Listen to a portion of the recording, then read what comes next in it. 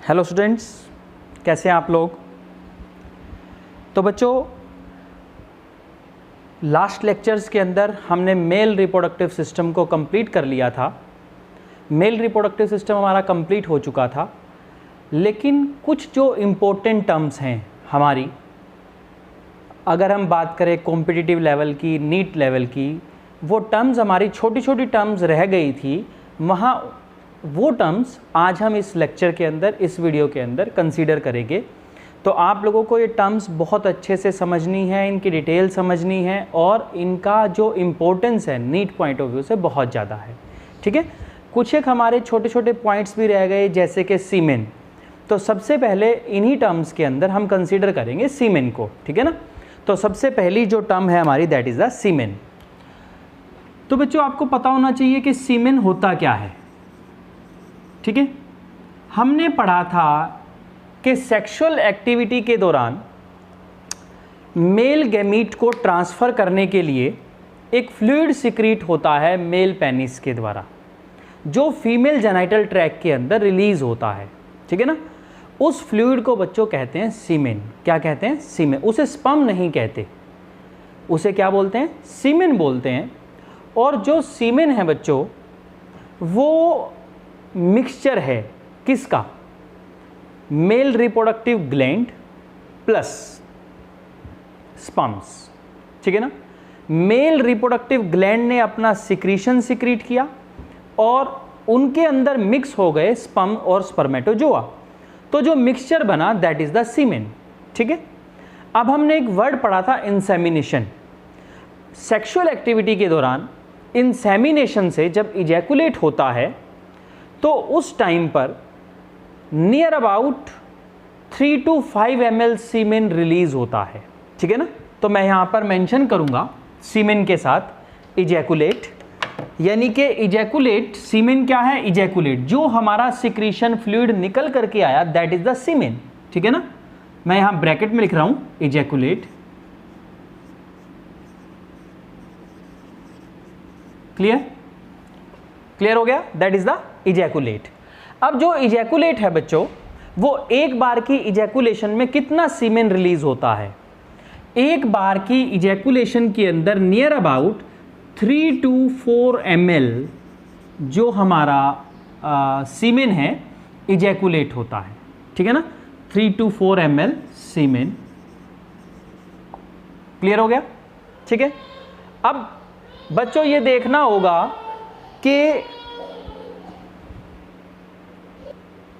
तो बच्चों, इस 3 से 4 ml सिक्रीशन को, जिसको हमने सीमेन कहा, इसमें क्या क्या होता है? बेसिकली अगर आप अच्छे से इसको समझना चाहें तो हमारे पास इसके अंदर 2 चीज़ें होती हैं। क्या क्या होती हैं? नंबर 1, पहला जो मटेरियल है that is the viscous fluid, और दूसरा जो मटेरियल है दैट आर द स्पर्म्स। यहाँ पर मेंशन करूँगा विस्कस फ्लूइड। क्लियर? और सेकंड जो थिंग है हमारे पास, दैट इज द स्पर्म्स। ठीक है।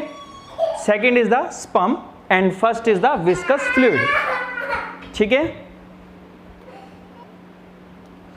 तो जो बच्चों विस्कस फ्लूइड है, सबसे पहले हम उसे डिस्कस करेंगे कि विस्कस फ्लूइड है क्या। सबसे पहले तो बच्चों आपको ये याद रखना है कि हमारा जो विस्कस फ्लूइड है that is alkaline in nature. इसकी नेचर कैसी है? एल्कलाइन। तो हम मेंशन करेंगे यहां पर that is alkaline in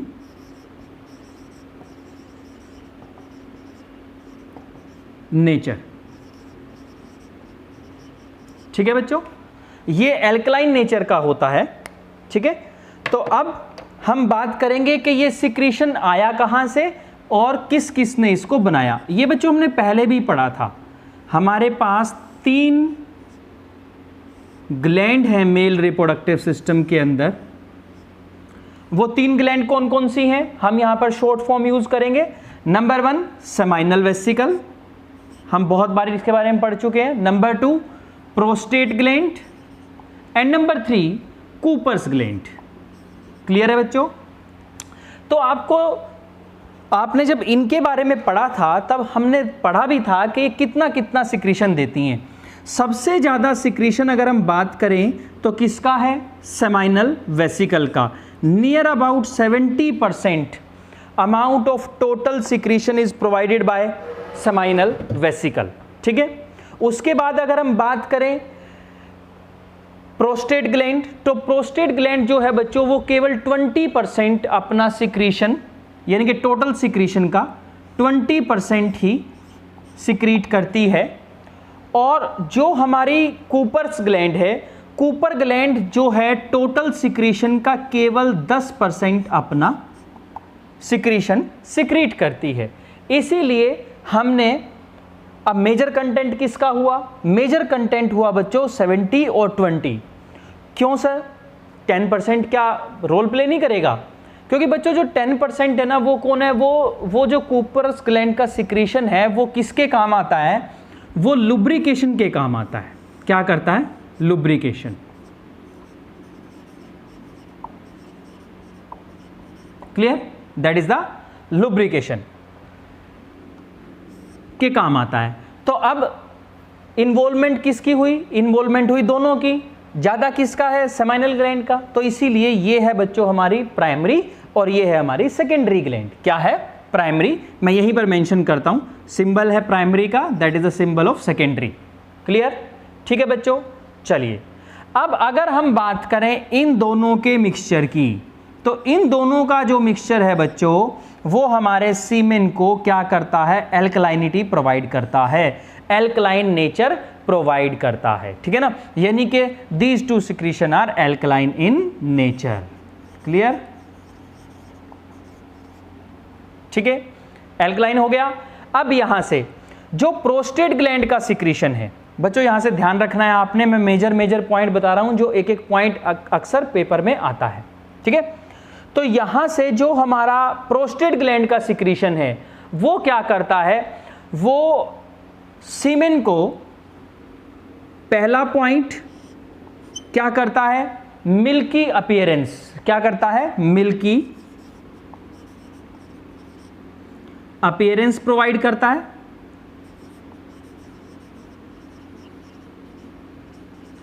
second, सीमेन की जो कैरेक्टरिस्टिक स्मेल होती है वो किसकी वजह से होती है? प्रोस्टेट ग्लैंड के सिक्रीशन की वजह से होती है। प्रोवाइड और गिव कैरेक्टरिस्टिक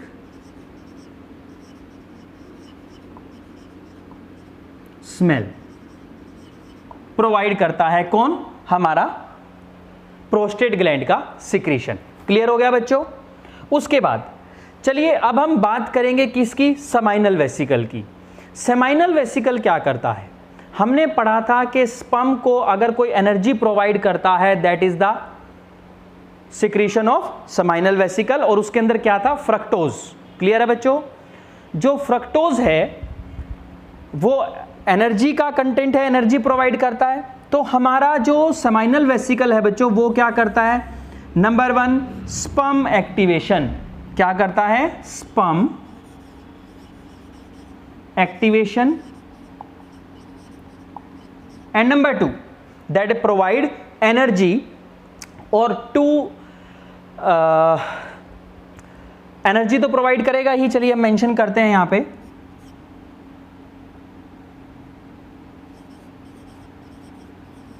क्लियर? और जो नेक्स्ट पॉइंट है बच्चों वो बहुत इंपॉर्टेंट पॉइंट है हमारा।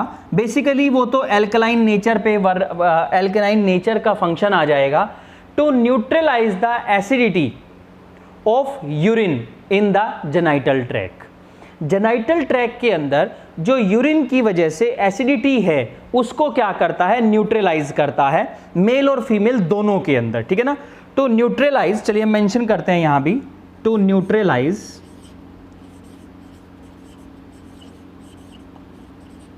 acidity in both of urine in both male and female। Clear है बच्चों? तो ये था हमारा किसके बारे में? सीमेन के विस्कस फ्लूइड के बारे में। ठीक है, चलिए उसके बाद बच्चों एक हम पॉइंट नोट करेंगे, जो हमारा सिक्रीशन है किसका? स्लाइवरी ग्लैंड का और हमारे किसका, कूपर्स ग्लैंड का।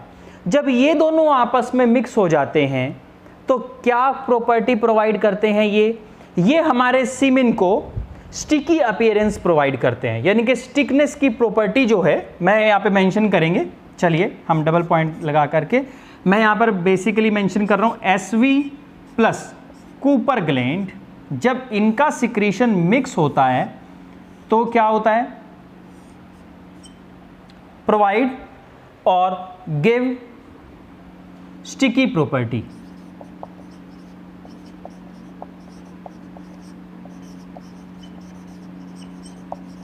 क्लियर, ये क्या करता है, स्टिकी प्रॉपर्टी प्रोवाइड करता है। तो बच्चों ये था हमारा विस्कस फ्लूइड के बारे में। अब आपको पर्टिकुलर हर ग्लैंड का अलग अलग फंक्शन पता चल गया। इसी के अकॉर्डिंग नीट में आपका अलग अलग क्वेश्चन आ सकता है कि ये प्रॉपर्टी या ये जो रोल है कौन सी ग्लैंड का है, किस किस की सिक्रीशन मिल करके क्या वर्क प्ले करती है, रोल प्ले करती है। ठीक है, चलिए अब हम चलते हैं नेक्स्ट टॉपिक पर, जिसका नाम है next part of the semen, क्या है, स्पर्म्स। ठीक है, तो अभी हमने पढ़ा था बच्चों, क्या पढ़ा था कि एक बार की इजैकुलेशन में कितना हमारा सीमेन रिलीज होता है, 3 से 4 ml। 3 से 4 ml में स्पर्म कितने होते हैं, 3 से 4 ml में बच्चों लगभग 200 से 300 million, 200 to 300 million sperm present होते हैं। क्लियर हो गया, कितने, 200 से 300 मिलियन स्पर्म्स वहां पर प्रेजेंट होते हैं सीमेन के अंदर। कितने सीमेन के अंदर, 3 से 4, या पर इजैकुलेशन के अंदर। ठीक है, तो अब हम बच्चों बात करेंगे कि इसमें से जो हमारे, अगर मैं इनको 100% कह दूं तो 100% स्पर्म में से 60% स्पर्म्स जो होते हैं वो क्या होते हैं, नॉर्मल। और जो 40% स्पर्म्स होते हैं बच्चों, 40% स्पर्म्स दैट आर एबनॉर्मल। मैं यहां पे क्या लिख रहा हूं, नॉर्मल। ठीक है, और ये कौन होते हैं, एबनॉर्मल। तो सर इनका रोल क्या रहेगा बच्चों, जो स्पर्म एबनॉर्मल है वो क्या होगा, डीजेनरेट। ठीक है ना, ये क्या हो जाएंगे, डीजेनरेट। क्लियर है, ठीक है। अब जो हमारे ये आउट ऑफ द 100% 60% थे, इनके अंदर भी, नॉर्मल के अंदर भी क्या होता है बच्चों, डिवाइडेंस है। कैसे, इसका टोटल 60% का 40%, यानी कि इस 60 को अगर हम 100 मान ले तो इनका 40%, ठीक है, और रिमेनिंग कितने, 60%। क्लियर है बच्चों। तो जो बच्चों ये 40% हैं, इनके पास क्या होता है, हाई एनर्जी और बहुत ज़्यादा मोटिलिटी इनके पास होती है। लेकिन जो 60% होते हैं, इनमें से ये भी डीजेनरेट कर जाते हैं। क्यों डीजेनरेटेड, 60% डीजेनरेटेड, वाई सर, ये क्यों डीजेनरेट हो गए, ये इसलिए डीजेनरेट हो गए, इनके रीजन हम लिख रहे हैं, due to low energy, due to WBC, क्योंकि WBC उन्हें क्या करती है, एंगल्फ कर देती है, and due to acidic environment in female genital tract. Clear हो गया, ठीक है ना, ड्यू टू लेस एनर्जी,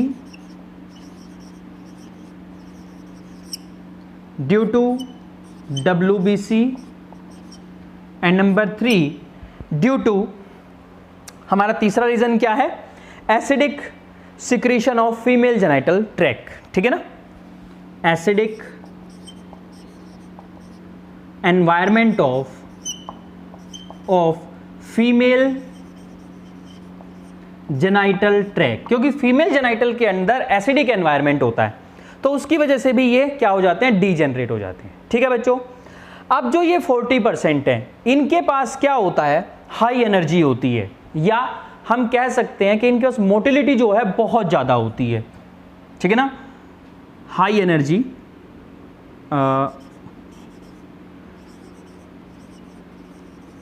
इनके पास एनर्जी बहुत ज़्यादा होती है, या मैं कह सकता हूं कि जो मोटिलिटी है वो बहुत ज़्यादा है, उसको कैसे कहें, विग्रस मोटिलिटी।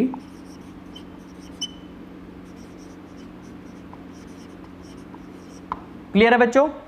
अब इनमें से क्या होगा, इन 40% में से बच्चों कुछ एक स्पर्म्स जो हैं एग के पास पहुंचेंगे, ठीक है, और आपको पता है एक एग को एक स्पर्म फर्टिलाइज कर सकता है। क्या कर सकता है, एक एग को एक स्पर्म ही फर्टिलाइज कर सकता है। जो स्पर्म सबसे पहले एग को फर्टिलाइज कर देगा, यानी कि जो स्पर्म एग के अंदर चला जाएगा, ठीक है ना, वो तो नेक्स्ट जनरेशन का हिस्सा बनेगा बच्चों। लेकिन जितने बाकी बच जाएंगे सारे के सारे क्या होंगे, डीजेनरेट हो जाएंगे, और WBC जो फीमेल के अंदर जो WBC हैं वो उनको फैगोसाइटोसिस और उनको एंगल्फ करने का काम करेंगी, ठीक है ना।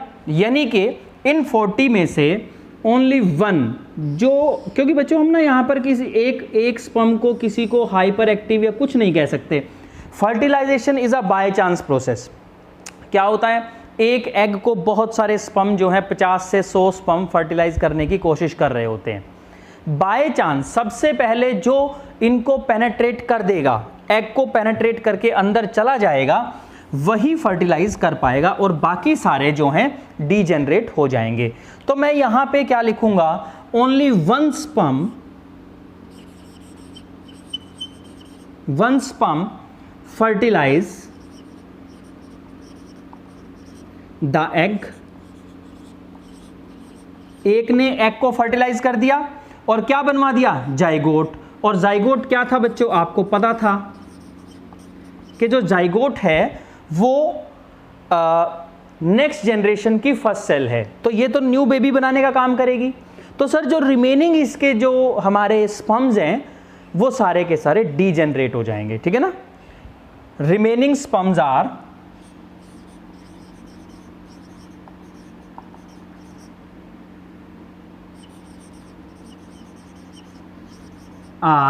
डीजेनरेट, शॉर्ट फॉर्म में लिख रहा हूं बच्चों यहां पे, remaining sperms are degenerate in female genital tract. Clear. और यहां पर they are engulf by WBC, ठीक है। क्लियर हुआ बच्चों। तो ये था बच्चों हमारा क्या टॉपिक, हमारा सीमेन। क्लियर हुआ यहां तक।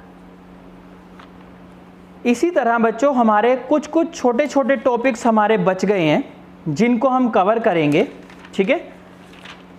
इसी तरह से एक पॉइंट और बच्चों आपने याद रखना है कि यहाँ पे जैसे 200 से 300 मिलियन स्पर्म यहाँ पे प्रोड्यूस होते हैं। अगर किसी मेल के अंदर फॉर एग्जाम्पल पर इजैकुलेशन स्पर्म काउंट 20 मिलियन से कम है, इफ, मैं यहीं पे मेंशन कर रहा हूं, if number of sperm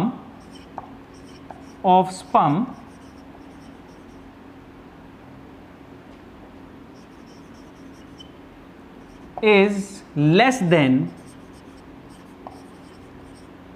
20 million, then the male is sterile and infertile।